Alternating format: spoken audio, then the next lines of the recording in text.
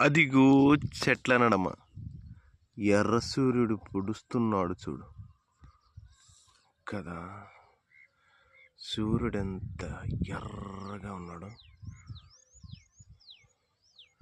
ఇనుము కాలిస్తే ఎంత ఎర్రగా ఉంటుందో అలా ఉన్నాడనమాట.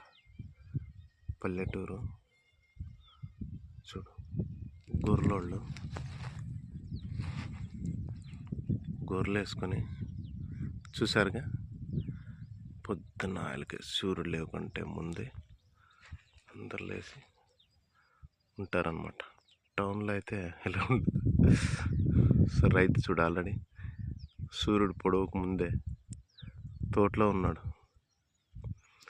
నేను బెంగళూరులో వచ్చాను కదా, అక్కడ మనకి ఇవన్నీ ఉండవు అనమాట.